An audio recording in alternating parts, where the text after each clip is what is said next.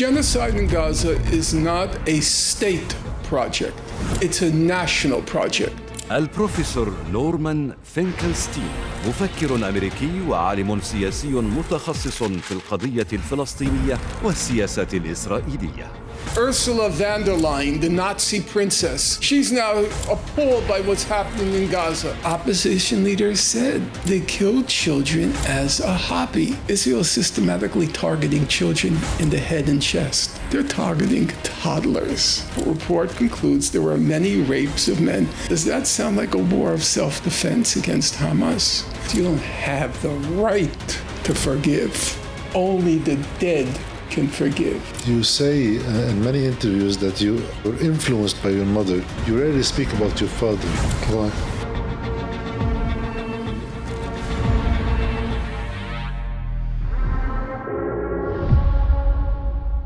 Dr. Finkelstein, thank you for joining us and thank you for having us at your home. I would like to begin, before we begin, trying to see how the political formation of your consciousness began. Just because you made the round on the podcasts during the last 2 years, how do you assess these new platforms? Because some would say that someone like you would have been barred from the legacy media, but at the same time, they had some easy platforms for candidates like President Trump, and he was humanized, he wasn't really challenged. So how do you balance these as an experience? Well, it's not a matter of speculation whether I would have been barred by the legacy media. Yeah. I have not been mentioned at all in the legacy media, which you have to say is a remarkable achievement. I had written the only substantive history of Gaza. There is no other study. There is Sarah Roy of Harvard has written an excellent book on the economic side of Gaza. Probably can find it on my bookshelf right over there. But as to a political history, none had been written.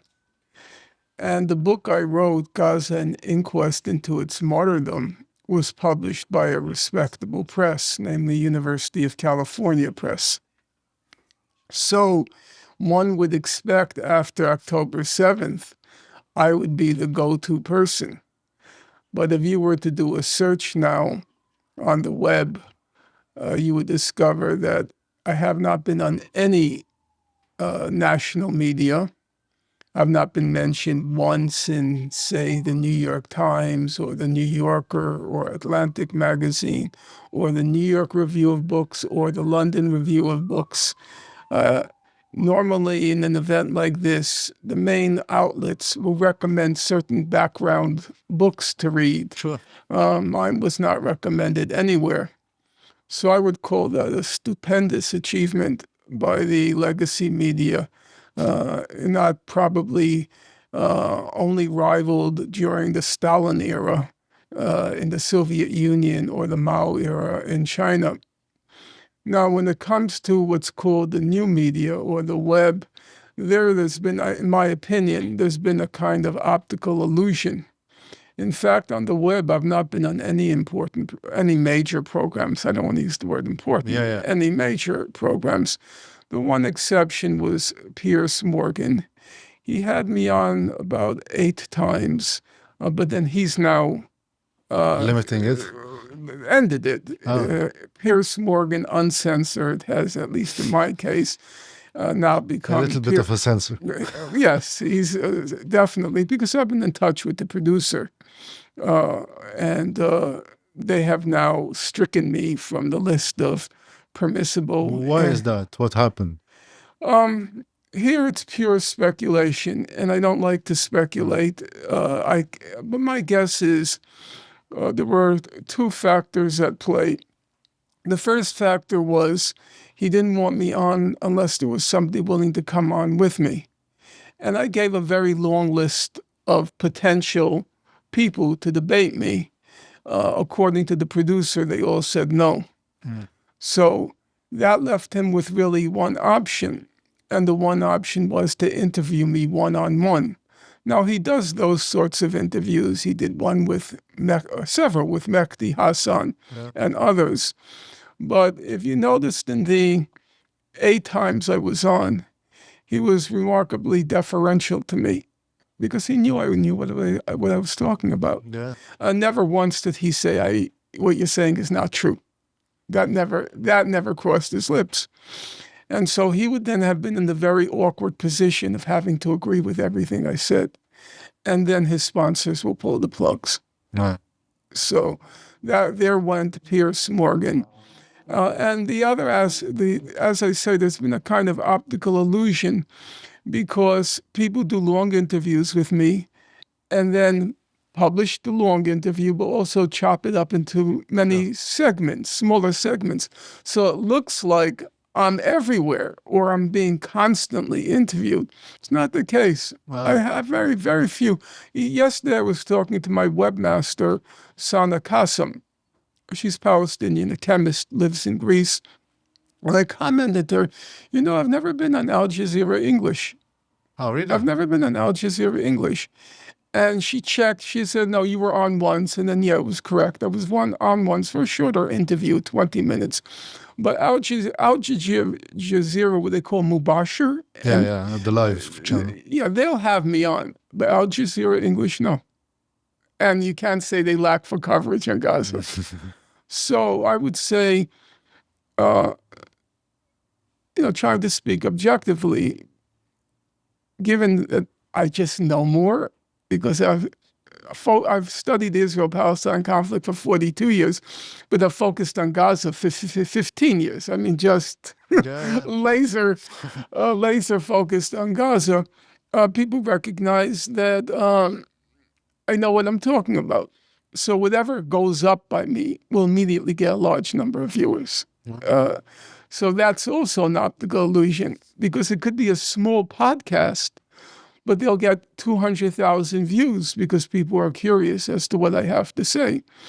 And the truth, in my opinion, the truth of the matter is, if you look at what I was saying the first week, because the first week I was doing some interviews, it held up. I mean, you go back to look at what I said the first week, the first time I was on Piers Morgan. It held up. I said, don't call it a war. It's not a war. It's a genocide. And they're very different things. In a war, your target is the enemy's military. And everything else is what you might call an excess, like civilians killed. Yeah, collateral damage. But Yeah, it won't be the collateral focus. damage. And sometimes the damage is intentional. Let's say terror bombing. But the aim of the war is ultimately to defeat the other side's military. In a genocide, your aim is not to defeat the military. Your aim is to destroy the population, the civilian population. So they are completely different paradigms. They're different frameworks. And I was saying from the first days, it's just this is not a war, and we have to get the terminology correct. Yeah. I have sitting on my bookshelf the classic study of the extermination of Jews during World War II. And it was written by a fellow named Raoul Hilberg, who was the great authority in the Nazi Holocaust. And he called his book The Destruction of the European Jews. Not the war against the Jews, the destruction. It was a systematic process of genocide. And in the same way, I think what's happening in Gaza has to be understood as an extermination, not a war. The Hamas aspect is so trivial. It's so beside the point of what's going on. Let's say the estimate is about 250,000 homes have been damaged or destroyed in Gaza. 92% of the homes in Gaza have been damaged or destroyed. Ask yourself a simple question. What percentage do you think were due to Israel's targeting of Hamas? What percentage? Maybe 1? Yeah. Maybe 1%? It's such an extraneous, such a trivial aspect of what's going on. Yeah, there is Hamas, or was Hamas, but if you ask yourself a simple question, how many, can anyone sitting in this room now with us are about 10 people, roughly. Can anyone name a battle in Gaza? Name a battle. Was there any battle fought in Gaza? No. There couldn't be a battle fought. Because of the big imbalance of power. It's not just that Israel won't allow for a battle to be fought. Before it proceeds, before the army moves forward, it destroys everything to the right of it, the left of it, in front of it. It decimates it. There's no possibility for a battle being fought in Gaza. You know, there have been more bombs dropped on Gaza in a single day. In any single day, more bombs dropped than the total number of bombs the U.S. dropped in Afghanistan in a year. So in those circumstances, there couldn't be a resistance in Gaza. It wasn't physically possible. I'm not trying to diminish the will of the Hamas. Yeah, it's not a matter of will. It's a matter of balance of power, which is not existent. It's a physical impossibility, the way Israel has conducted its operation. They estimate the ceasefire ended, the last ceasefire ended in March 18th of this year. Yeah. And between March 18th and now, the estimate is 50 Israelis combatants have been killed. 50 Israeli combatants have been killed. Do you know what the estimate is of the number of Gazans who have been killed? 12,000. You have a ratio of 1 to 240. Does that have any precedent? That's after the ceasefire. Well, you ask any layperson, does a ratio of 1 to 240, does it sound like a war or does it sound like an extermination? Yeah. I mean, in Africa, they had ratios like that during the European conquest, the battles in Sudan and elsewhere. Yes, I think it was Sudan and elsewhere. But nobody ever took those to be wars. Yeah, definitely. You know, these were just exterminations. So to return to your point, I was making these points from day one. So I have a reasonable track record. Yeah. But no one, as I said, the only exception was Piers Morgan. So it isn't the field of expertise which you have. It isn't if you can amass some viewership, which you do. It isn't your track record, which is existent. So it must be something of a political will. Well, I think there were what you call litmus tests. So as everybody knows, because it became an item of mockery, the litmus test of Piers Morgan was, do you condemn what Hamas did on October 7th? That was a litmus test. And everybody who appeared, every, let's call it, quote unquote, respectable person who appeared. The good society. Yeah. They all said, yes, if you go back, everyone like Mehdi Hassan would begin by saying, of course, what Hamas did on October 7th was atrocious, blah, blah, blah, blah, blah, blah. I wouldn't do that. Not because, you know, there are people who strike radical poses. They want to show how radical they are. I find them revolting, frankly, because they think it's all about me. They forget there's a cause. Yeah. You know? So I wasn't out to strike a radical pose. It was simply that I had spent 15 years hyper-focused on what had been done to the people of Gaza. And with that in mind, there was no way on God's earth I can condemn those people for what they did. What they did, it was an atrocity. I recognize that, or atrocities. And you have to say on a significant level. You know, definitely. 1,200 people killed, about 800 civilians. I don't believe there's evidence that those civilians were significantly killed by Israel. I think they were killed by Hamas and the other militants. That's a significant atrocity. I think you're Lebanese, if I recall. So you will recall that the original estimates of the number of people killed in Sabra Shatila, the initial estimates, original estimates, they were around 800. Now, it's not true. I know it's probably closer to 2,000. Yeah. But even when the initial estimate came out of 800, we all recognized that as a significant atrocity. Sure. Okay? So I wasn't going to deny that fact, that something, atrocities in a significant level. But I think that's possible to condemn the atrocity and yet refuse to condemn the perpetrators of the atrocity, given what they had endured. Because you put it into context, then you understand why this happened. We had slave revolts in the United States, and some of those slave revolts were pretty bloody, killing civilians, men, women, children. The most famous of which is in 1831, the slave revolt led by Dred Scott. Excuse me. Oh, my memory's going. Nat Turner. I was just been reading about the Dred Scott decision, which is a separate issue. So the Nat Turner Rebellion. And he targeted, his order to his Confederates was kill all white people. And they did. Everyone within sight, they did. Now, if you look at American history, there was a period when Nat Turner was condemned.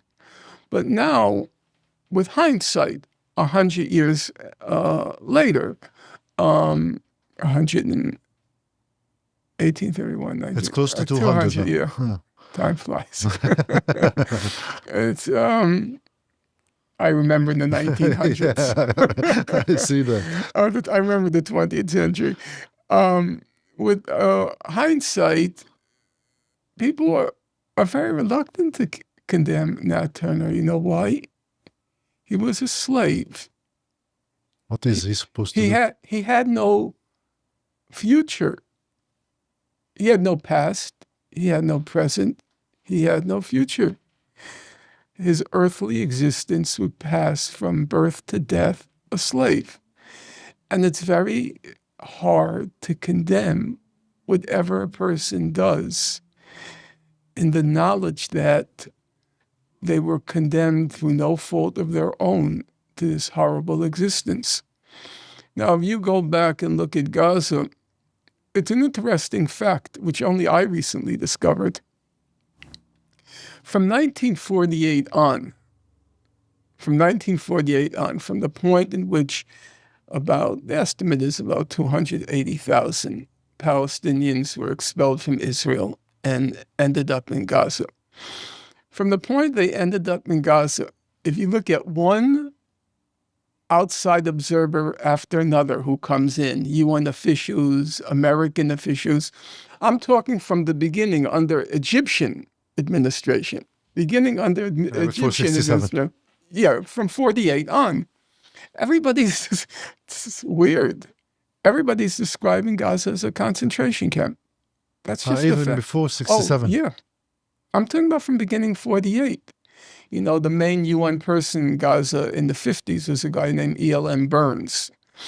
And he wrote a book on the subject of his stay in Gaza. Because remember, the UNRWA was set up right after 1948. The United Nations Relief and Works Agency describes Gaza as a concentration camp, 1955. Some of your listeners will remember Al Gore. He ran for president of the United States in 2000, the year 2000, Democratic Party. And his father was a prominent senator, his father. His father visits Gaza after Israel occupies it in July 1967. What does he say? He says, Gaza is a concentration camp. Then in 2004, the head of Israel's National Security Council, Gil Eiland, he's in conversation with the Americans about the situation in Gaza. What does he describe it as? A huge concentration camp. Now, bear in mind, all of these descriptions consistently describing Gaza as a huge concentration camp, they're before the siege. Yeah, The siege 2008. begins in January 2006, when the Palestinians are effectively ordered by the United States to hold elections. They hold the elections, and the wrong side won. And so And Jimmy Carter was the yeah, he observed everything, and he said these were completely fair and honest elections. Actually, they were reportedly the first fair and honest elections in the Arab world. Some people say Tunisia, there was an election before that was free and fair, but there's no question that Gaza was a kind of a landmark, a milestone. And then right after that, they imposed the siege. So the description of Gaza as a concentration camp was in its best period. Yeah, before the siege. Before the siege. So having studied that, it was not within my power to condemn what happened. We'll condemn the perpetrators, still acknowledging that atrocities occurred. I'm not into atrocity denial. Yeah. So I recognize that happened. I read all the available evidence from the human rights reports, and there was none of them claimed that Israel was overwhelmingly responsible for the civilian deaths. Now, there are some people who want to make that case and have made that case. I don't find it convincing. I don't find it compelling. But I'm a strong believer. One of my credos in life is never quarrel with facts. And the facts as I currently understand them are, as I said, huge atrocities occurred on October 7th. So I was unwilling. I couldn't pass that litmus test. Yeah. Do you condemn? And then a second question came up, another litmus test, namely, did Israel have the right to self-defense? That question, of course, was misleading because Israel was not conducting a war of self-defense. Israel was conducting a genocide. Oh. But even if we, for argument's sake, we ask the question, did Israel have the right to self-defense? For argument's sake, that it was carrying out a war of self-defense, which, by the way, if I don't want to lose track, but the latest UN report on Gaza, the Commission of Inquiry headed by Navi Pillay, it explicitly addresses the question. Israel contends it's carrying out a war of self-defense. It explicitly addresses that question, and it says it's not convincing that it's a war of self-defense. Why is it not convincing? Let's take a simple example. They say Israel is systematically targeting children in the head and chest.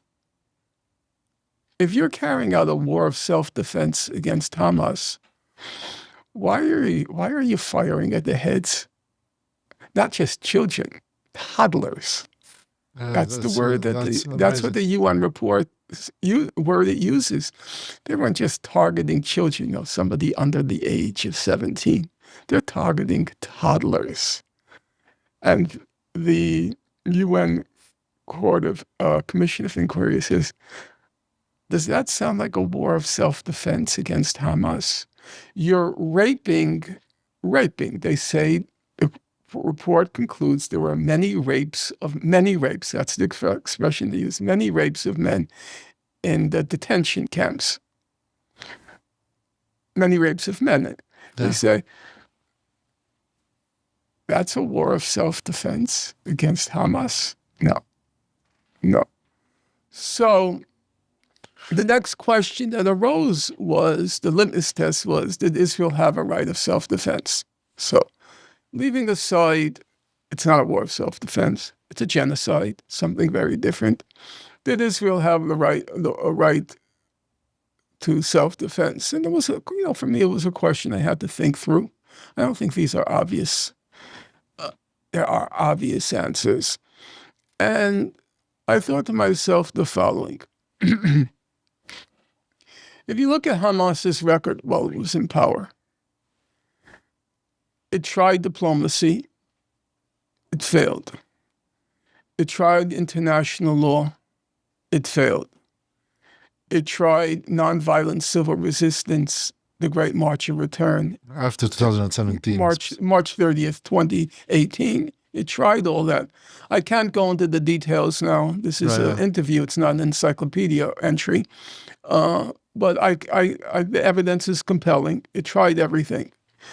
So under those circumstances, what was it supposed to do? Now, you take a case of an analogy everybody will understand, okay? You have a woman, she's the victim of spousal battery. Yeah. Her husband beats her and beats her and beats her and beats her. She screams and yells, hoping neighbors will pay attention. Neighbors know what's going on. They do nothing. Okay? Then she summons up the courage. She calls the police. The police come. They conduct an investigation. They conclude, yes, she's the victim of battery. But nothing is done. They write up a report, give the report to the district attorney, just like all those reports on what Israel was doing to Gaza. At the end of this broadcast, you can see a bookshelf back there. Yeah, these are all of the reports. All the reports on Gaza. All the reports. And then they continue over here. If you look at the top shelf, that's my latest book, my newest book. Those are the reports, the top shelf. You see? They conduct the investigation. The police give it to the district attorney. And what does he do? He takes the report and puts it in his desk to collect dust. Just like all my reports, tens of thousands of pages collecting dust. And then, one day, he's approaching her again to beat her, and she grabs a kitchen knife, and she stabs him, and stabs him again, and stabs him 3 times. He then reaches for his pistol, and he kills her. Okay, in self-defense, he says. And in in the U.S. courts, I can't speak for elsewhere, he would probably win the case that he killed her in self-defense. But that may be the legal verdict. Yeah, well, on a justice level. But the moral verdict, did he morally have a right to kill her after all that she had endured for 20 years? One might accept the fact that she stabbed him morally more than the fact that he should. Right. Somebody actually wrote me that. Somebody wrote me, but it was her that was exercising the right of self-defense, not him. It was her. But however way you adjudicate it, morally, I think after what he did to her for 20 years, he forfeited his right to self-defense. And that's how I feel about Israel. After what it did to what it had inflicted on the Palestinians since the beginning of the occupation, they forfeited their right to self-defense. So I didn't pass that litmus test either, which is why I've not been interviewed by really anybody. Small podcasters. Yeah, and they're wonderful. By the way, there's a legion of small podcasters, in particular women. Brianna Joy Gray, I don't know if you know her. Yeah. Brianna Joy Gray. Crystal Ball. Crystal Ball from Breaking Points. Yeah, they've been unbelievable. Katie Halper. They've just been spectacular. sometimes I watch you and I said, those are pretty clever answers. I don't think I could have come up with them on the spot. Yeah. So I don't want to in any way denigrate the small podcasters.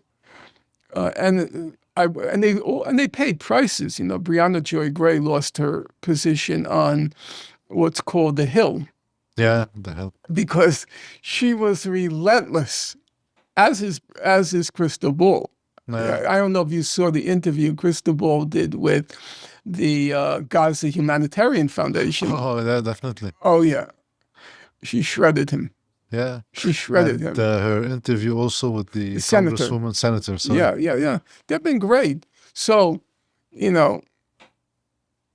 kudos to them. But factually, if you look at the podcasters who have audiences of 1 million or more, no, they would never have me on, except briefly, my moment in the sun, Piers Morgan. Yeah, we'll come back to this question again later on because you've experienced, because of your opinions on this matter specifically, the cancel culture before it was trendy nowadays. So we'll get back to it. And we'll get back also to the issue of your upbringing. But since you've spoken enough about the issue that happened in Gaza and the genocide, one can continue just to ask, now we see that this UN report really uses the term genocide after also the ICJ. Well, there have been many now. Yeah. And We'd have also, to say the majority of reports from respected human rights organizations. Amnesty International wrote a very excellent report, 300 pages, concluding it was genocide. The Human Rights Watch produced a report that Israel is committing genocidal acts. It's a slight distinction, not so important. And then there was B'Tselem, the Israeli human rights organization, Physicians for Human Rights Israel. There have been so many now. yeah, but on the side of the humanitarian institutions or the UN, one comes to expect now that this happens. But today we see that the UK, Canada, and Australia recognize formally Palestine as a state. Do you see this as a progression towards a No. certain end or a fig leaf? It's a sideshow. It's a fig leaf and a sideshow. Why?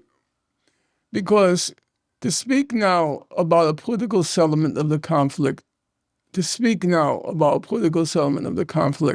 is idle chatter. There's no political settlement on the drawing board now. Who are you going to negotiate with Israel? Yeah. You're going to negotiate with Netanyahu? With Smotrich? With Ben-Gvir? Is that believable? Is that credible? On the Palestinian side, you have a quisling government in The West Bank. in Ramallah, which acts under orders and is paid by the West. And all they're looking for is another way to stuff their Swiss bank accounts. And you have Hamas, which has been completely decimated. So who's going to conduct these negotiations? Who's going to sign the settlement? So why this performativity? Because it's performativity. That's exactly what it is. It's to pretend that you're doing something when you're doing nothing. Well, you're not doing nothing. You're doing a lot, actually. You're facilitating and abetting the genocide. You're making it possible. Maybe there's these preposterous notions like, like the Biden administration and its ex-administration officials, they know we did everything we could. Oh, really? Really? You did everything you could to stop the genocide. And they say, look how much better we are than Trump. No, you're not better than Trump. You did the exact same thing. You laid the foundation. By the time the Biden administration finished, 40,000 Palestinians in Gaza were dead. Yeah. That wasn't Trump. You laid the foundation for everything. And now you're claiming you did everything you could? You were helpless? Oh, the U.S. was helpless with Israel. Yeah. One word from the United States, one word, and they shudder. They shudder. So, and the same thing with the Europeans. Now, it's such a sight to behold for those who watch these things closely. Ursula von der Leyen, the Nazi princess, she's now appalled by what's happening in Gaza. The Nazi princess is appalled by what's happening in Gaza. It's so funny. They're all trying to rewrite the history for the gullible, and not gullible, but for the cynical. The gullible, which is a small number, Yeah. and the cynical, which is a large number. They're trying to rewrite. And what's her name? Kalas, she's the foreign policy rep for the EU. Yeah. Just like Ursula von der Leyen, monsters, human monsters. You hear me? Human monsters. Von der Leyen. And, So, now they're all, are they trying they're to talking appease- about a state. Yeah. You know, in some circumstances, you have to acknowledge it is a plausible scenario. Take the case of World War II. While the extermination of the Jews was going on, the Zionists, I'm not using Zionists in the pejorative sense. I don't like that kind of epithet. The Zionist movement, the Zionists in Palestine, they were working towards the state. You know, they did practically nothing for the Jews who were being exterminated. They saw the extermination as a kind of given. We can't do anything about it. And so we're going to focus on extracting that state. Okay? But they were an organized movement. They had a tough, smart leadership. They were committed to their project of creating a state. So it's true, while the genocide was going on, they were creating, or I should say, solidifying the foundations of their state. And then after the war, they went for it. You know, Nothing is going to stop them now. After what happened during World War II, nothing's going to stop them. That's not happening here. There's no Palestinian leadership and movement entrenching a state. You have a gerontocracy, you know. I mean, people like, I'm not sure if Mahmoud Abbas is alive or it's just AI or a taxidermist has stuffed him. You know, these people just go on and they just collect money. That's their raison d'etre. Might these positions taken by UK government or Canada, I don't know, in Canada was the popular approval of France, the government. the Saudis. Might this be a way to just, especially when these are forces to the left of the aisle usually, like in Keir Starmer, trying to appease some of the popular... Yeah, of course they're trying. Yeah, of course they have to pretend to do something, in part to placate and appease their constituencies. But this is unprecedented. What? That the Israeli question now is reversed in terms of... Yeah, because it's a real-time genocide, and it's highly public. Yeah. And it's very difficult to get around that fact. It's 2 years of a real-time genocide in the public eye, and has caused, that part is absolutely true. It's caused repercussions in the public sphere, which are totally unprecedented. So, you know, obviously, there are many cases where the ruling elites focused on genocide in places like Yugoslavia, Srebrenica, and so forth, but where the popular pressure forced attention, yes, that's unusual. It's hard for me to gauge the question of Vietnam. You know, Vietnam was, I remember Professor Chomsky, Noam Chomsky, who was very hesitant to use the term genocide in any circumstances. In the case of the war in Vietnam, he said, you know, it comes pretty close. And it was the popular pressure that forced the government to confront what was going on in Vietnam. Here, it's still, I think, it is unusual what has happened. You know, things like Zoran Mamdani being able to run a campaign in New York City that's harshly critical of Israel, and that even public officials who are notorious for their support of Israel have found themselves in a very difficult position with him. Yeah. Some of them have endorsed him, like Gerald Nadler, who was a member of our Congress and blindly pro-Israel. He endorsed him. He endorsed Mamdani. People like Chuck Schumer, who's the worst, the Senate Minority Leader now, formerly the Senate Majority Leader, he doesn't outright condemn him, Yeah. which is unusual. Because he's so popular.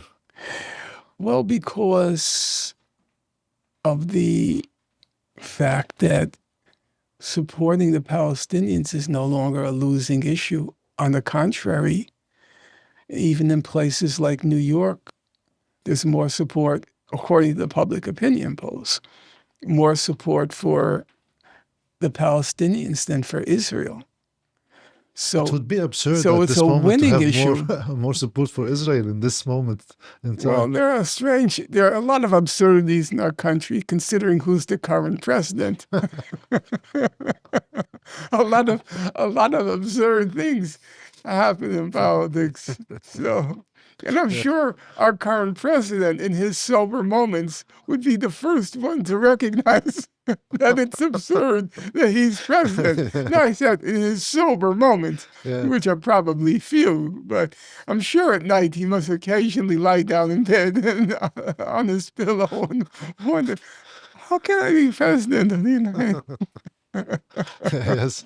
So you've been harsh sometimes on the left in the US, like Bernie Sanders, because he doesn't use the term genocide. Or he does now. Now he does. And, Yeah. But at the He time, was awful at the beginning. yeah, but he was the only one in the Senate that Yeah. was proposing a law to stop funding Israel. That's correct. So some would say that the politician has always some more leeway than an academic, who also always have just to stand for the truth and not to make calculations. Well, there are two things to be said to that. This might come as a shock to you, but academics also pay prices for saying the wrong thing. Yeah. I know one academic who had reasonably... I was talking theoretically. I know one academic who had reasonably good academic credentials who never had a job. Now, I won't name that academic. I can. He's So, with us as a guest. And I know an academic who has reasonably good knowledge of the Israel-Palestine conflict, who's never asked to speak on it, and whose books are never reviewed. So Everybody has a price to pay. in the case of Bernie Sanders, he was awful at the beginning. I mean, he wasn't bad. He wasn't equivocal. He was awful. I mean, he was so bad right after October 7th that one night I spoke to some people. I said, give me a camera because I'm going to say something. I'm going to speak at length about Bernie Sanders. And I gave, it was like I suppose like a half hour or 45-minute monologue, which I posted because I was so angry. But then he was okay. I don't have a problem with saying that.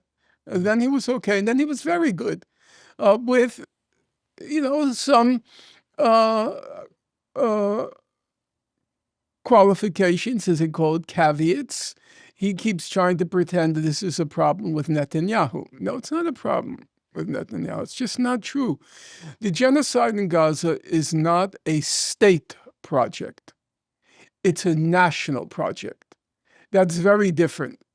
It's not a handful of leaders. They always like to say Ben Gvir and Smotrich, and some will include Netanyahu. That's not true. We have to be honest about the facts. This is a national project.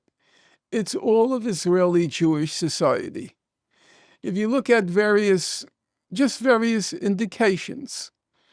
One poll asked the question, it was a very simple question.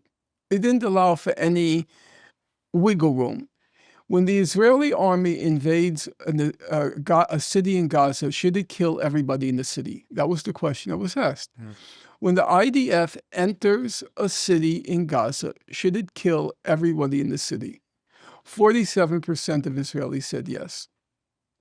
Nearly 1 out of every 2 Israelis said, in answer to the poll, very soberly, they said, yes, you should kill everybody in the city. Okay? Another poll asked, are there any innocents in Gaza, or is everybody a terrorist? Okay? The result of the poll, 62% of all Israelis said there are no innocents in Gaza. If you factor out the non-Jewish population, which is about 20% of Israel, if you factor out, it's about 70% said there are no innocents in Gaza. Now, you take the former opposition leader, the current opposition leader. He said, about several months ago now, he said, quote, the IDF kills children as a hobby in Gaza. It kills children as a hobby in Gaza. Now, he doubled down on it, but then the pressure against him became enormous, and he retracted it. But it's a fact. It's a fact. I'm not proud of it. It's not like I am gleeful at the knowledge, in order to show how satanic and diabolical this country is. Some people they want to just demonize for the sake of demonizing Israel. I recognize that, but that's not me. I read the evidence, I even know some of the doctors, American-based doctors, who went to Gaza and who then produced the report that said they're targeting the heads and chests of these children. And they had the documentary evidence, the x-rays, to the point that the New York Times felt compelled to print an opinion piece by them. And I have to say, I don't feel gleeful. I just can't fathom it.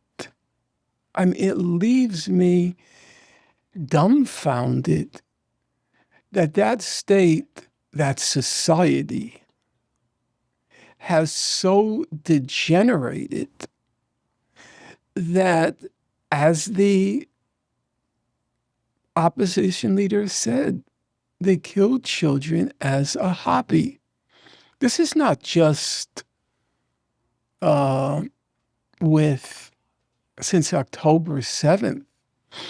If you go back and read the UN report on the Great March of Return, which we referred to earlier, that began March 30th, 2018.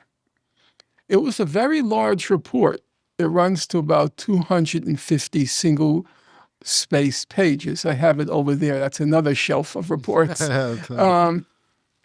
It found that, now remember what happened with the Great March of Return.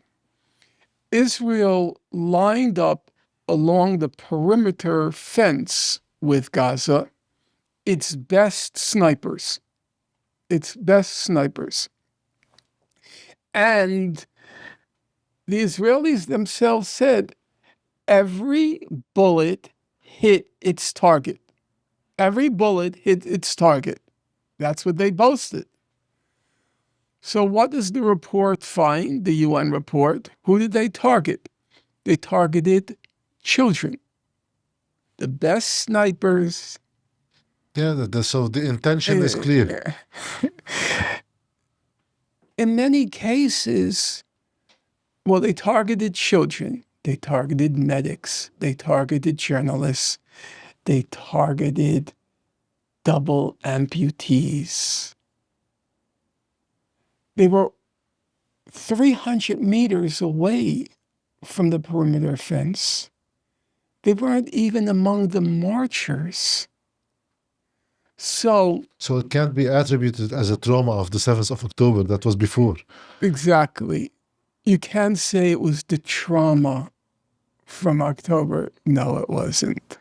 If you know the history, But no, it wasn't. what's ironic a little So bit that- just allow Yeah, me to complete please. the thought. So people, because we get, go down digressions and we get completely lost. So when Bernie Sanders says the problem is Netanyahu, that's not true. Yeah. The problem is Israeli Jewish society. They are completely demented. The hatred of the Palestinians, the hatred especially of the people of Gaza. It's now, if you ask me, where does it come from? That's a complicated question. I think it has many sources. What October 7th did was it gave permission to Israelis to release all their demons. There were no longer any restraints, constraints, blockages. Everything freely welled to the surface. And it's a horror show. That's why you describe it as a Jewish supremacy state. It is a Jewish supremacist state, by the way. I didn't coin that phrase. You know who was the first one to use it in recent times? You might recall that about 10 years ago, time flies, to my lamentation, a lot of the human rights organizations began putting out reports attesting to whether or not Israel was an apartheid state. So Amnesty put out a report, a very large report. Human Rights Watch put out a report. And they all they concurred with variations. Time doesn't allow me to go through the fine points, but with variations that Israel was an apartheid state. And then along came B'Tselem, the Israeli Human Rights Organization. And it was, at that point, the executive director was a very principled and very decent guy. His name was Haggai Elad. And he was a Harvard PhD in physics. He was a serious guy, okay? And they put out a report when he was, as I said, the executive director. And the report was very short. It was like maybe no more than 20 pages, maybe even less than 20 pages. And I appreciate it because, the difference between the social sciences and the natural sciences is, in the natural sciences, the simpler, the more elegant. That's what's considered. If you can prove something in one page, it's considered a much more impressive proof than if it required you 100 pages, right? The shorter and simpler, the more elegant. And Haggai Elad, he's a physicist by training. And so he puts out a very short report. And the report says the following. He says, there's only one state between the Mediterranean and the Jordan. Gaza, Israel, West Bank, it's all just one state. Let's stop fooling ourselves. It's one state. And he says the foundation of that state is Jewish supremacy. Now, there are gradations. Jews in Israel, Palestinians in Israel have more rights than Palestinians in the West Bank.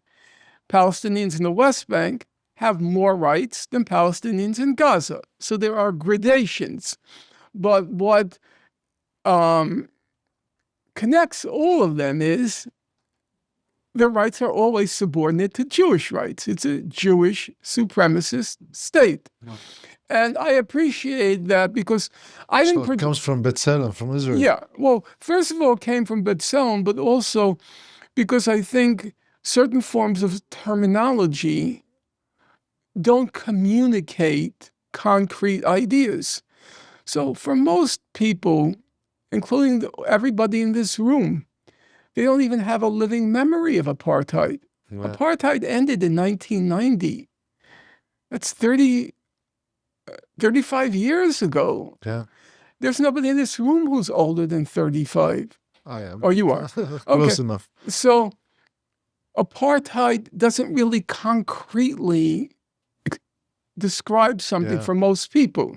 Because they don't have first-hand experience. And the younger generation, not to offend anyone in this room, but their sense of history is very limited. You know, it's like this: the Civil War, the decline of the Roman Empire. They're roughly in the same period. Yeah. So, but Jewish supremacy does convey something. Everybody knows, you know, we use the expression white supremacy. Everybody understands what that means. Or male supremacy. Everybody understands what that means. So I think Jewish supremacy was a good descriptive of what Israel is doing. But I don't think it just traces back to the Jewish supremacy. I mean, this horror that there has always been a horror, but obviously this is on a new scale. I know we use the expression quantity turns into quality at a certain point. During the horror of, say, Operation Protective Edge, okay, July, August 2014, was 51 days. During that horror, about 18,000 homes were damaged or destroyed. Now it's about 250,000. Yeah. That's qualitatively different. During Operation Protective Edge, about 550 children were killed. Now, the minimum is 20,000. So... it's on a different scale. It's a different scale, but the horror was there. Yeah. The horror was there. For those who studied it, the horror was there. But is this enough to understand that the shift in public opinion even reached the far right in the US, what's called the far right? Because now we hear some influencers, I don't know what to call them, like Candace I don't know what Owens. to call them either. They are shifting on this question. Influencers usually even means Marjorie Taylor Greene. People who have a big mouth and very little knowledge are influencers.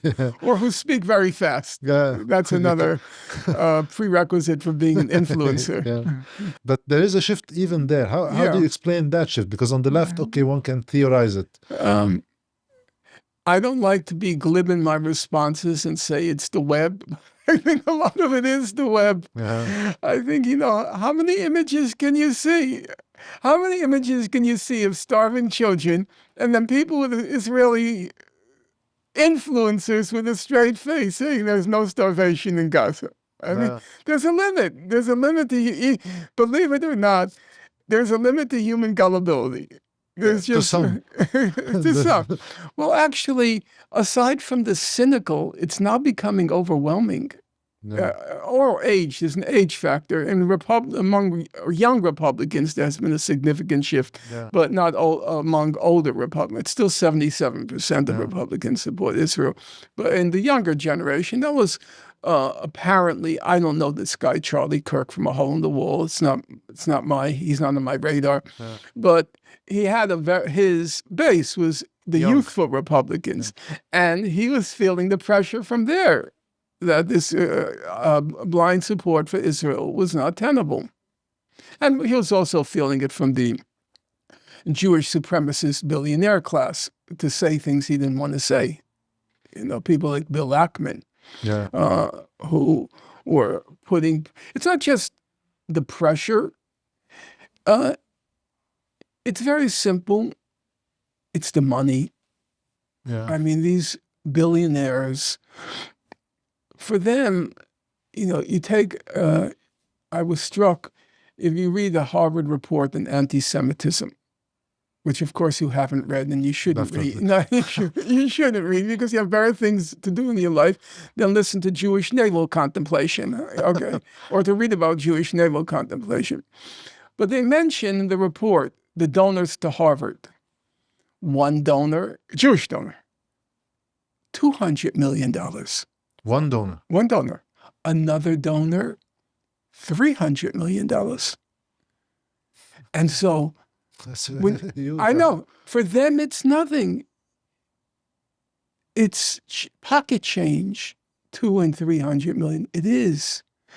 So they describe in the Hamptons, this was a few weeks ago. Yeah. It's in the context of Charlie Kirk. I hate to even call him Charlie Kirk like he's a buddy of mine. We'll just call him Mr. Kirk. Yeah. Okay? A meeting is called of web influencers. The meeting is called by Bill Ackman. Okay? He gave Harvard $50 million. But he's married to a Israeli. She's obviously a trophy wife, and she's a former Israeli Air Force pilot, So you can figure everything out. So I won't speculate. So he calls a meeting, okay, and there are all these web influencers. And what do you think they're all thinking?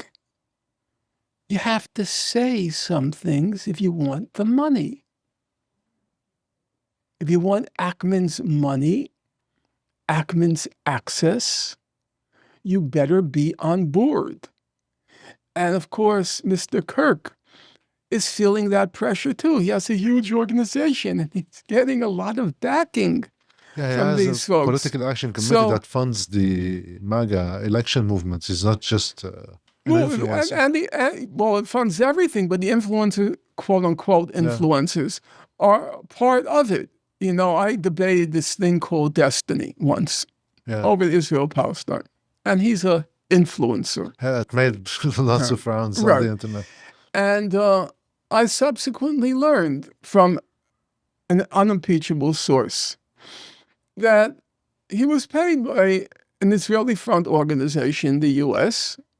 to do the debate, and they had coached him for several weeks. I don't think the coaching was very successful, but they had coached him for several weeks. And I was on with Lex Friedman. It was Lex Friedman's program. If you asked my speculation now, I think Friedman was probably paid by Ackman also. I can't prove it. But I will be the first one. Passive role. It doesn't have to be any role. You know exactly what you have to say and do to get the money. He doesn't have to say a word. Not to say and do. Exactly. And I guess the important footnote, and what not to say and do. You don't have to be told anything.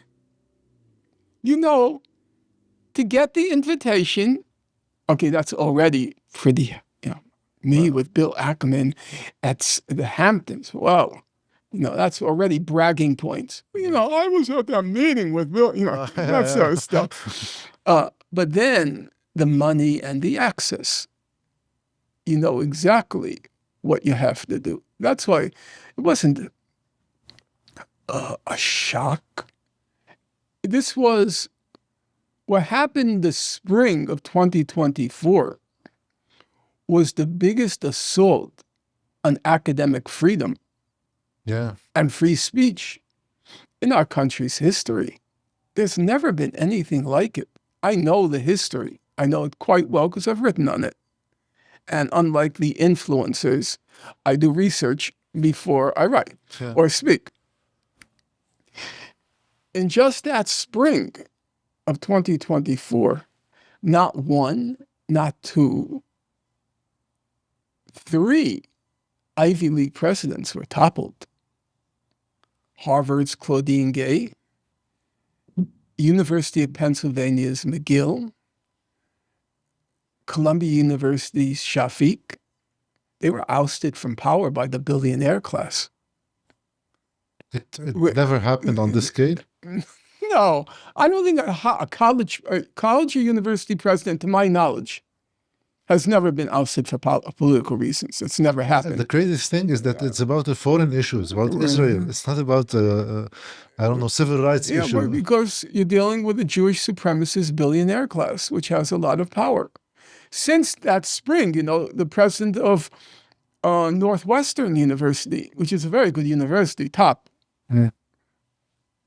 had to leave office. And there's pressure in all sorts of other presidents right now of universities. There's never been anything like it. They have a lot of power. There's no question about that. And a lot of money.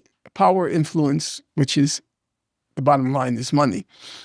Then comes the power and influence. So these influencers, they know exactly what they have to say, and I can name them. I know it's obvious who's getting the money. I will name that thing called Destiny because he's such a repellent character. I think probably Lex Fridman, for reasons which I won't go into now. I can, but I won't squander time. Now it's true. It has to be remembered that all had happened under the Biden administration. But it's also true that the target expanded under the Trump administration.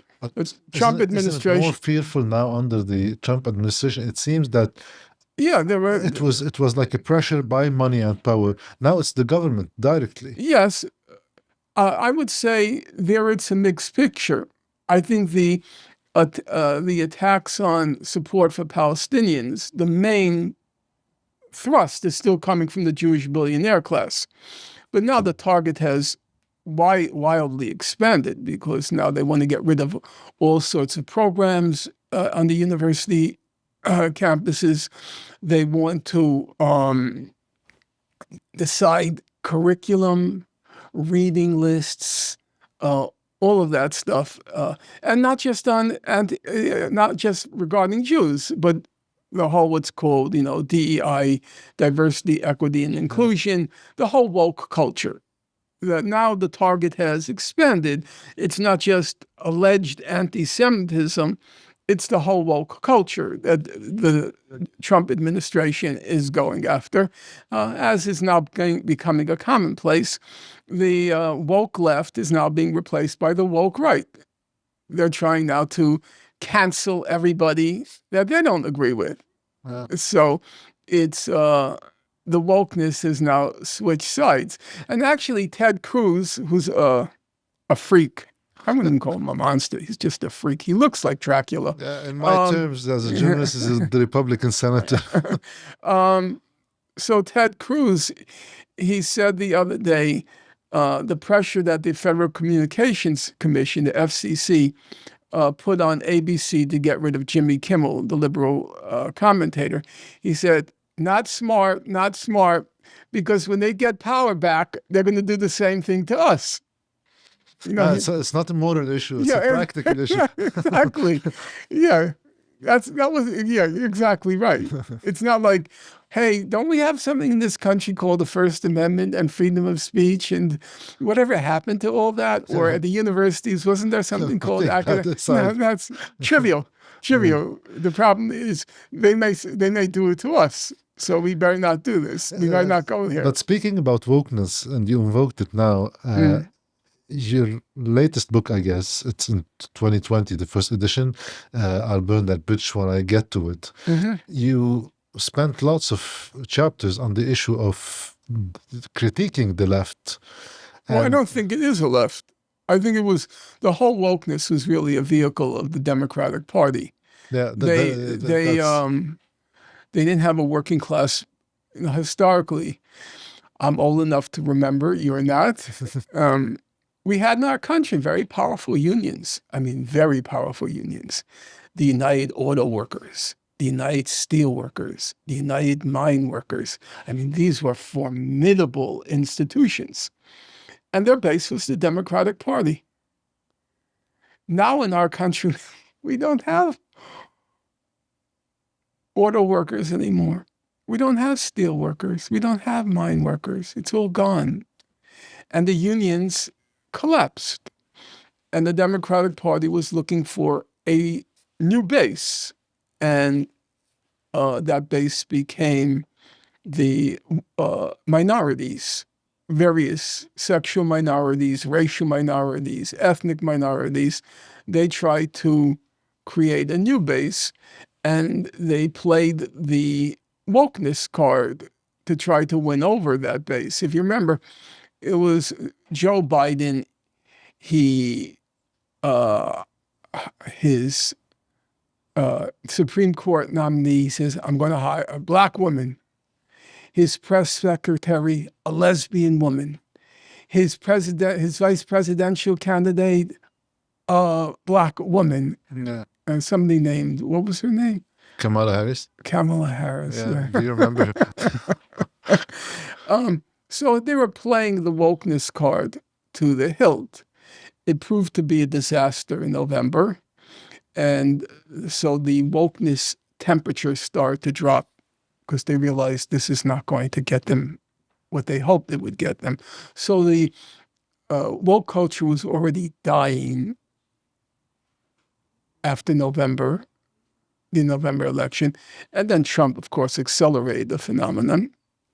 The problem was, the expression, a broken clock is right twice a day. A lot of what Trump said about the Trump administration, a lot of what it said about this lunacy of woke culture in our college campuses was true. Most of the people behind it were know-nothings, know-nothing apparatchiks. Yeah, these safe spaces and Safe stuff like that. spaces, trigger warnings, all of this complete nonsense. Is infantilizing us. But it wasn't really infantilizing.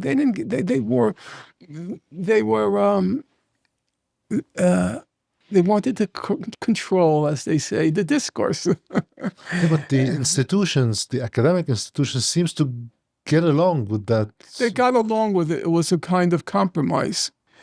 You leave us alone in the natural sciences, and you can do whatever you want in the humanities. That's a compromise. Yeah, it was. And a lot of students resented it. A lot of faculty resented it. It was very suffocating. It was stifling. It was suffocating. It was stifling. So Trump had an easy target. Yeah. He had an easy target. Obviously, what's replaced it is awful. I recognize that. But I'm not going to pretend what was before was very good. It was terrible. And I wrote a 600-page book saying why I think it's terrible. Yeah, but why do you think that what's described as the far right or the MAGA movement was able to take over the Republican Party while the left and the Sanderses of the Democratic Party couldn't take over the establishment? That's not really true. Why the far right was able to do it and Bernie Sanders was not able to do it? That question I've not actually pondered. I mean, it's obviously a question. I would just say there's a certain kind of optical illusion now with Trump because if you look at the 2020 election, up until South Carolina, the South Carolina primary, it looked like Bernie Sanders was going to win. Yeah. I mean, the whole Democratic Party leadership was panicking. And if he had won the Democratic primary, which was within reach, he would have easily defeated Trump. About that, there's no doubt in my mind. And even in the last election, 2024, if Bernie had run and not Kamala Harris, I think there was a reasonable chance he could have defeated Trump. I don't think Trump was a shoo-in in 2024. So the constituency out there in America, it's variable. There are, Trump has his base, for sure. But in a free and fair election, if Bernie, which they have in Gaza, which they don't have here, if they were free and fair, if Jimmy Carter were alive to certify a free and fair election in the United States, which I would be very pleased if the result came positive, there's still a constituency out there that could be won over. Yeah. I think the core issue is very simple. For young people in this country, there's no future. There isn't any. I know young people. You know, in my day growing up, what did a job mean? A job had a very specific meaning.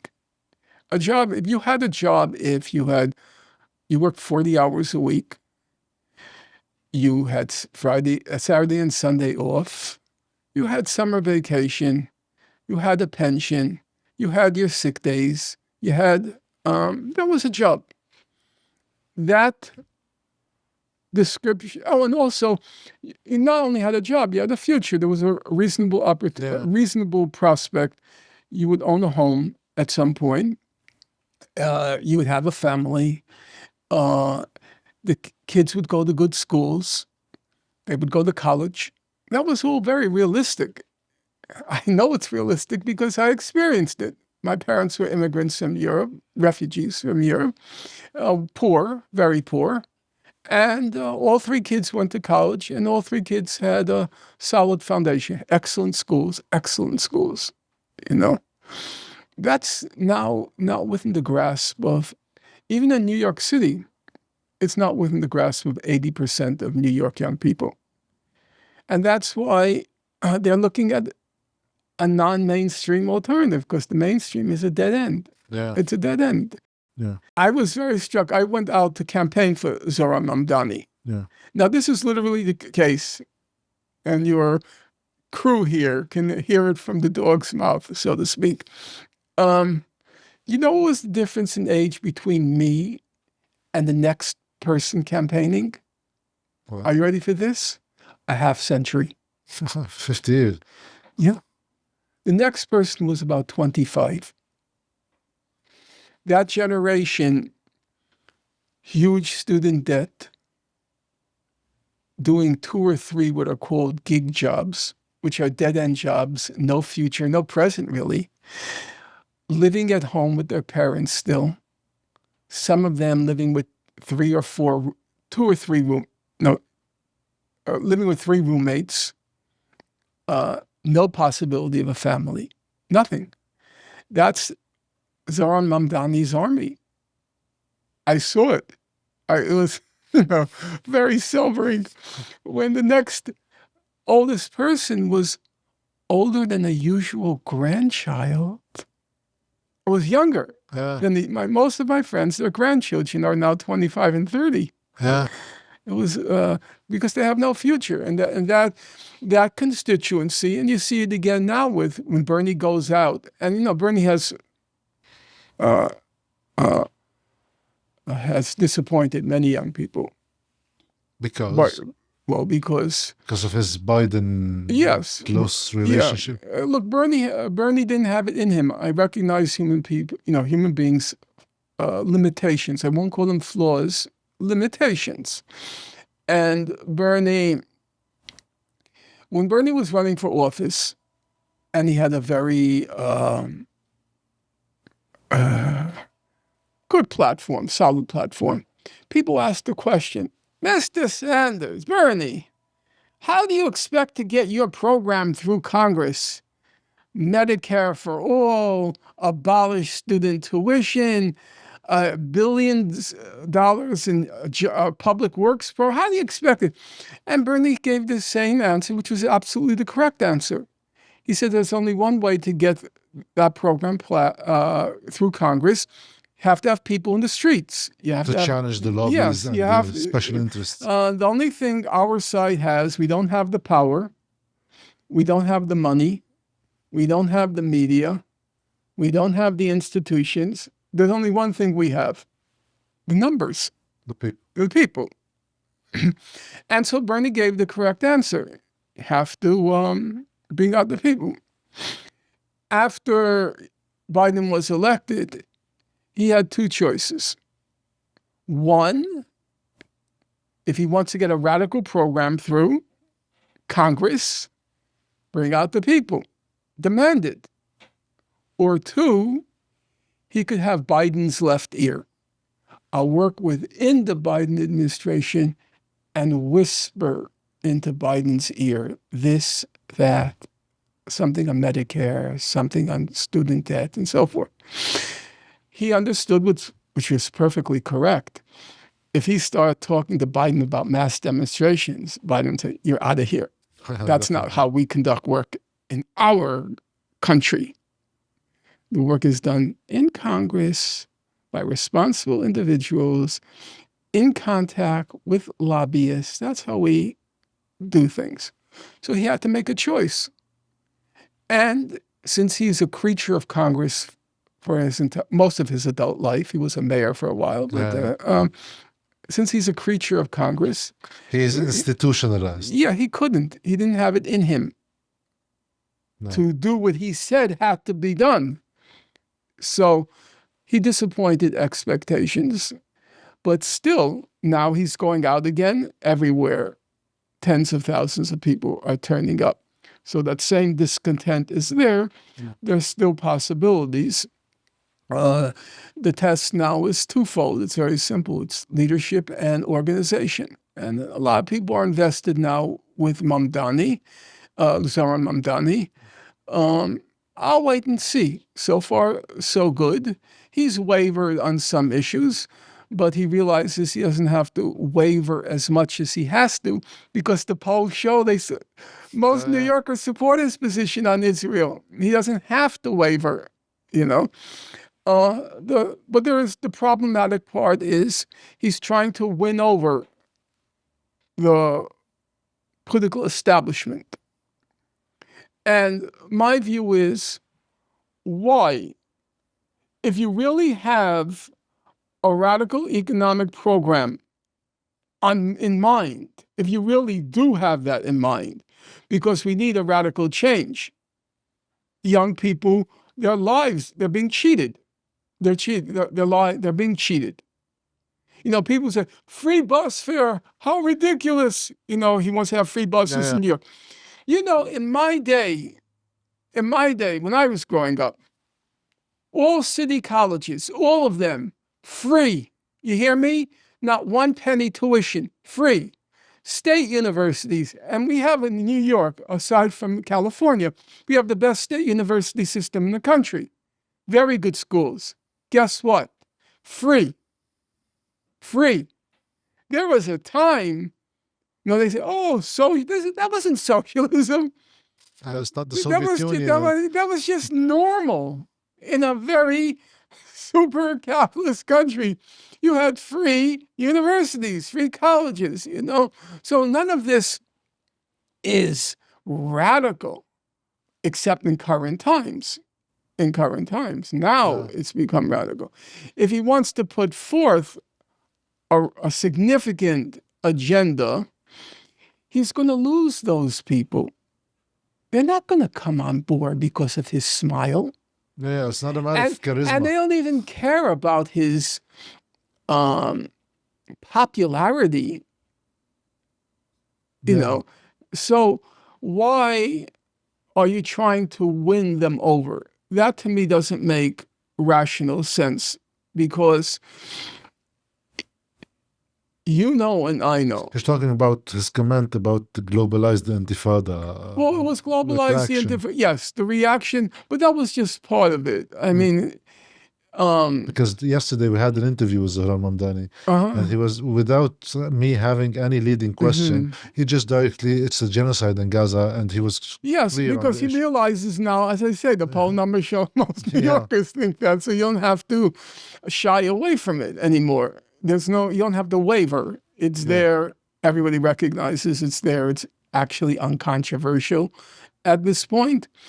Even the New York Times, after Navi Pillay produced the UN report, they gave her an op-ed. An op-ed to write Israel's committing genocide in Gaza. Okay?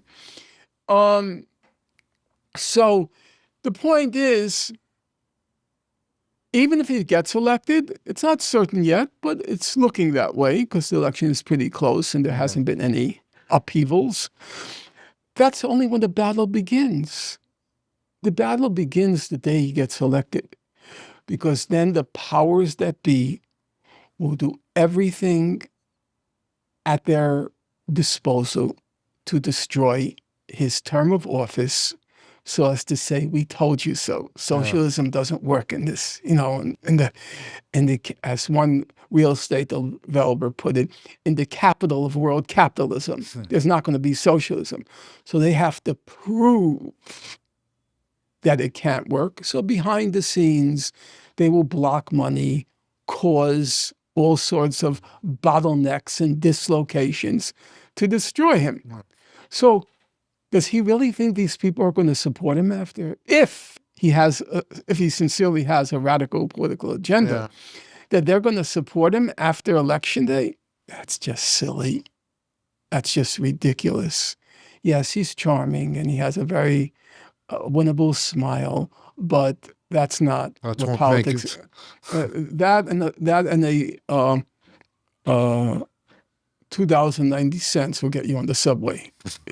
That's not going to get you very, very far. I won't take too much of your time. We have just a small segment that I wanted to begin with. It's about just for the people that now hear a lot about Norman Finkelstein, but don't know maybe the background that you have. You famously are born from two Holocaust survivors. Well, I want to be careful about that. Okay. Everybody claims to be, a Holocaust survivor or a child of Holocaust survivors. I was. It's a small number. A small number survived the war. No. And there's something really wretched, disgusting about all these people who now claim they were survivors or children of survivors. You wrote a book about the Holocaust industry. Yes. There were a handful of survivors. As my late mother used to say in irony and indignation, if everybody who claims to be a survivor of the Holocaust actually was, then who did Hitler kill? Then who did Hitler kill? It was a very efficient operation. The numbers vary, but between 5 and 6 million Jews were killed.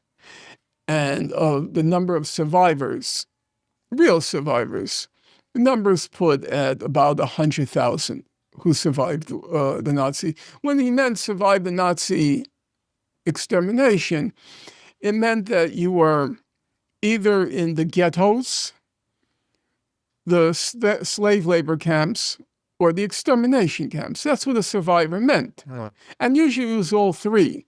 So if you take the case of my parents, they were both in the Warsaw Ghetto until 1943.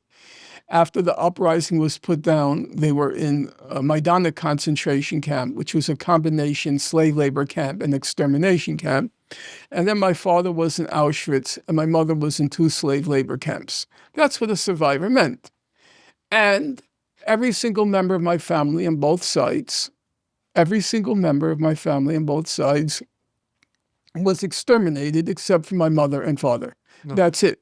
We were, as my mother liked to remind us, when she got a little bit concerned about my radical politics and that I might end up 6 feet under, she would say, "Norman, remember, we are only 5 people in the world." So yes, they were real survivors. That's behind you are pictures of my mother's family, which survived the war because my mother's had an aunt who lived in the United States. So her mother, my mother's mother, sent her sister who lived in the United States pictures of my father's family. Nobody survived. No pictures survived. Well, do you say in many interviews that you were influenced by your mother? You rarely speak about your father. Mm-hmm. Why so? Well, there are, I would say the main reason is it was a typical home growing up. Now, I don't know what it's like in your family. You're from Lebanon? Yeah. You're from growing up. My father worked 5.5 days a week. Wow. He was a factory worker. He was up at 6 a.m. In those days, you didn't have alarm clocks. Alarm clocks were luxuries when we were growing up. So how did he get up at 6 a.m.? An internal clock. You just knew to get up. There was no need to hear an alarm. And he came home probably around 5:30 or 6, I can't remember right now. He ate and then went to sleep. And on weekends, he worked till 2 p.m. on Saturday. And wanted to sleep. He works very hard. But So you could. It's my an mother, emotional issue. I don't know if it's easy to open the subject of the Holocaust. I never did. You never asked the question. How? No. You know why? Why? I was afraid. I was afraid that something would come out that I wasn't emotionally able to handle. Yeah. First of all, you knew never to ask a question. It wasn't like somebody said it. You just knew it, that there was a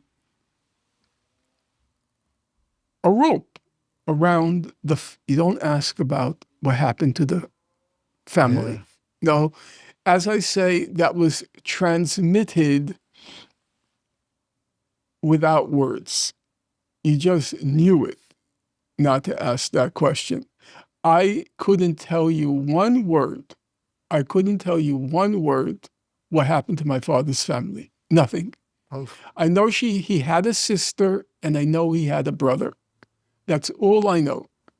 I know that my father's sister was in Majdanek concentration camp with my mother, because after the uprising was repressed, there were about 20 or 30,000, between 20 and 30,000 survivors, and they all were sent to Majdanek.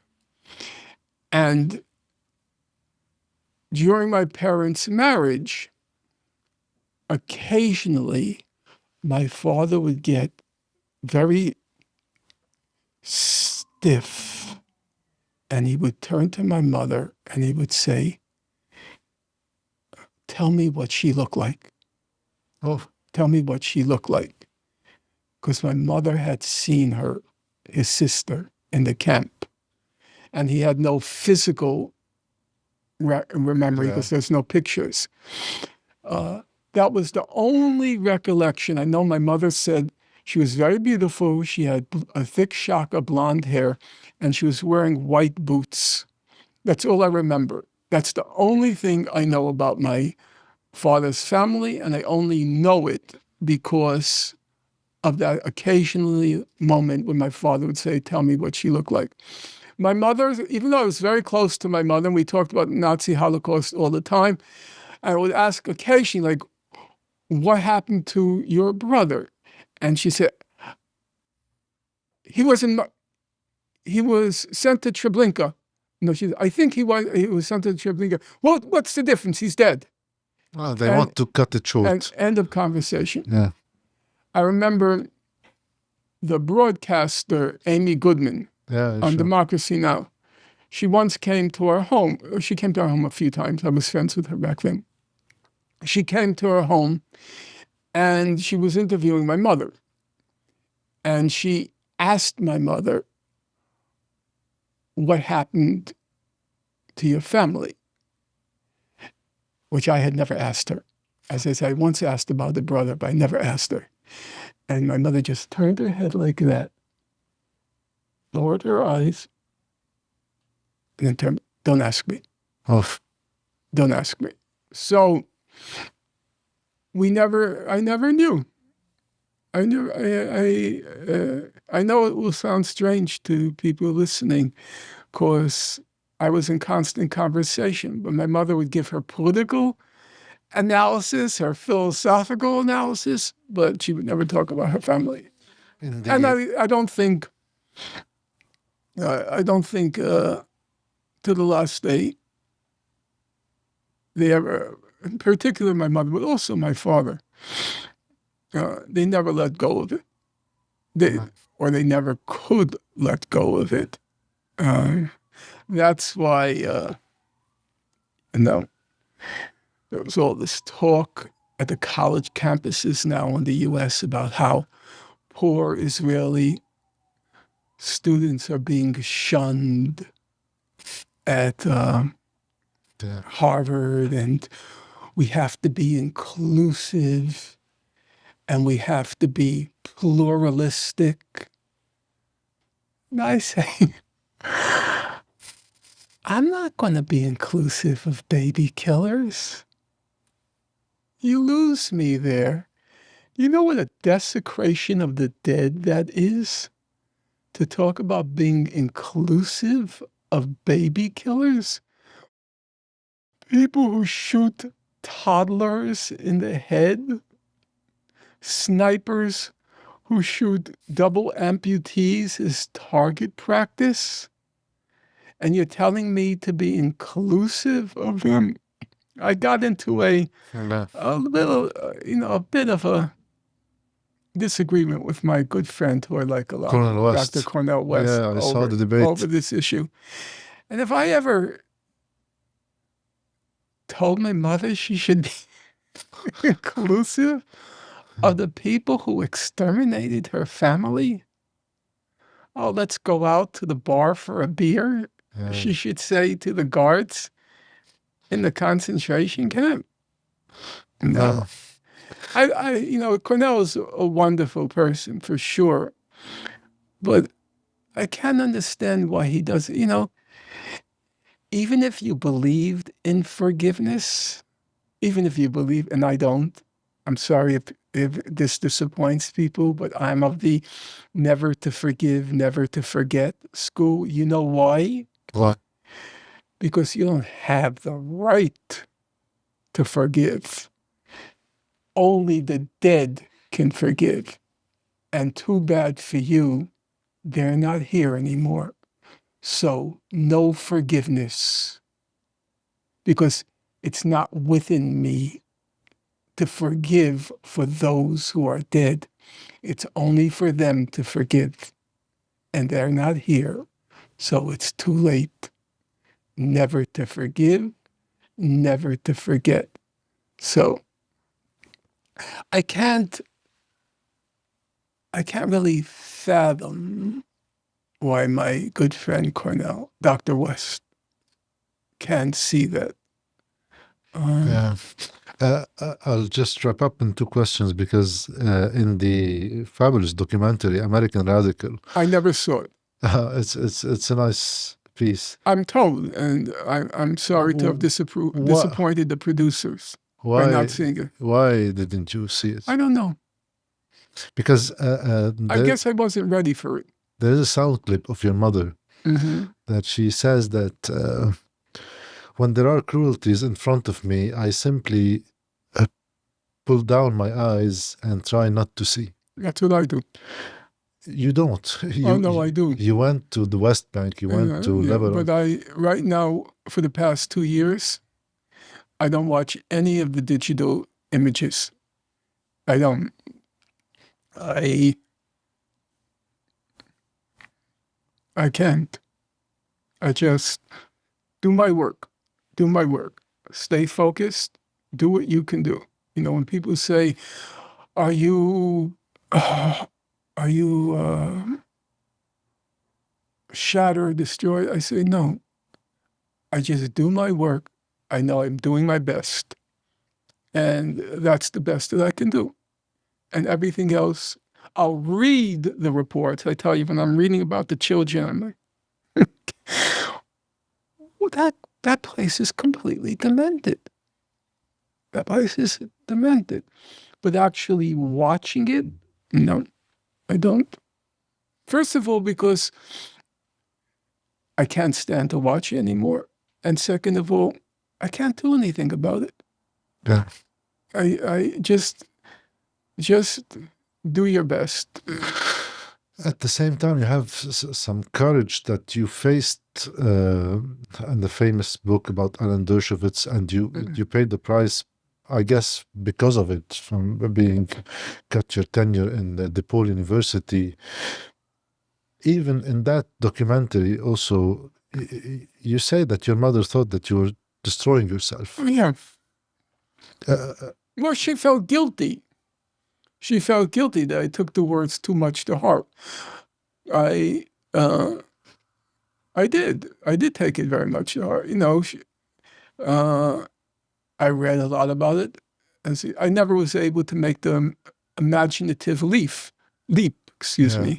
between what I was reading and looking up at my parents, because they were just physically, they were just ordinary American Jews.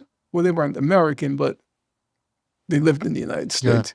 And then when you read about it, and I'm reading it, and I'm looking up, reading it, and looking up the starvation, walking through the Warsaw Ghetto, and everybody's dying in the streets from typhus and dysentery.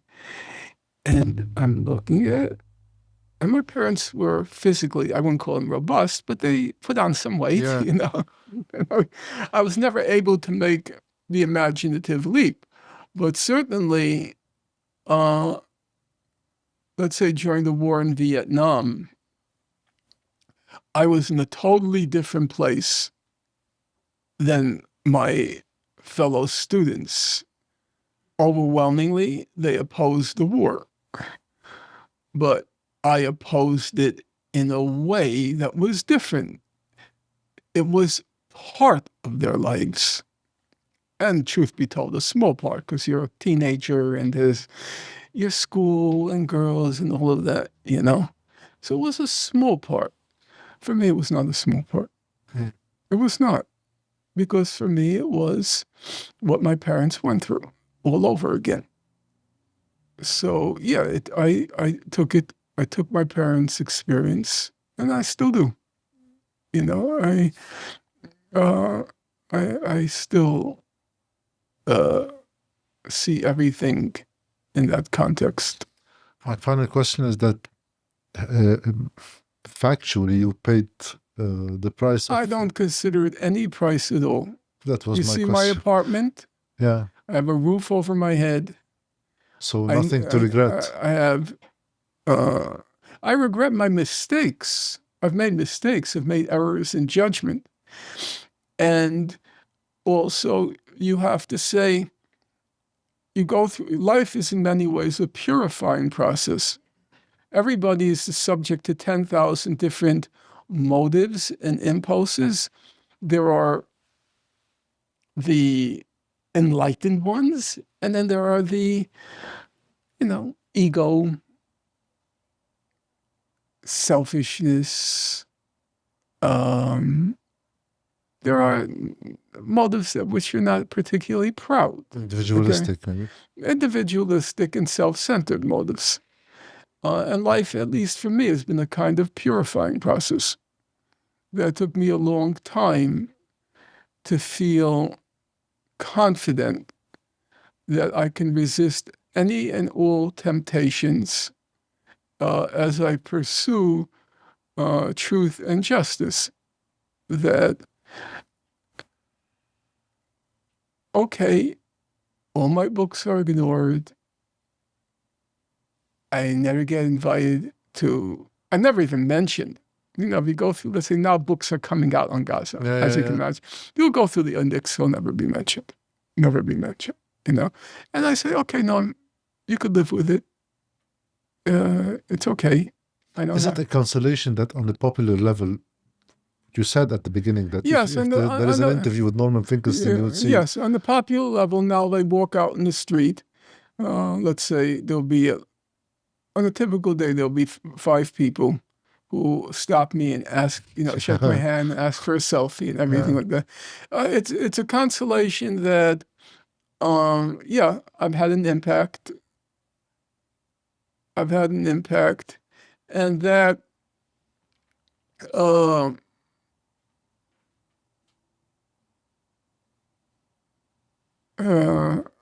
done a service, you know. So there was the famous scene in Shakespeare's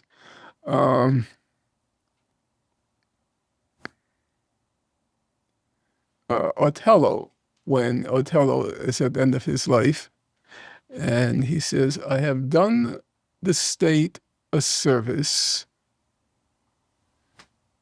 And then he said, and then about my life, he said, nothing extenuate. Tell the truth. But I did the state a service. And here I don't care about the state, but I did a service. And when I get popular recognition, it's an affirmation. Now, a lot of people say, they read my books, which I don't find believable. at all. My books are impossible to read. My late mother used to, because they're so boring. My late mother used, the very first book I contributed to was a collection of essays edited by Edward Said. I have it over here. It's called Blaming the Victim. It came out in 1989, I think. And my mother was a voracious reader. And she said, Norman, I read every chapter in that book twice. She said, except yours. I skipped it twice. She said, your prose is like molasses coming out of a bottle. That's not so encouraging. But I don't write. I write for history. I want the record to be preserved. I want the truth to be known. So someday somebody may dust, somebody be, what happened? What was that place called Gaza? What happened there? Yeah. You know, like now people ask, who were those Cherokee Indians or Navajo Indians? Yeah. And so there'll be a record. And I think the record is accurate. I work very hard to be accurate. I spend a large part of my time checking footnotes and then asking 100 other people to check my footnotes. Okay. You know, for me, one error in the footnote is like a scratch on the Mona Lisa. One little nick in the Mona Lisa. One little nick. Yeah. If you're the artist, all you see is the nick. Disturb You everything. don't see the Mona Lisa. You see that nick. Yeah. And that's with me. In my Gaza book, In Inquest into Its Martyrdom, I had one error. And I begged the publisher to correct it, but I don't care. They paid the money. But I care. I want the record to be known. I care about each detail. So that's what I do. And that's where we end. That's why I thank you for your service.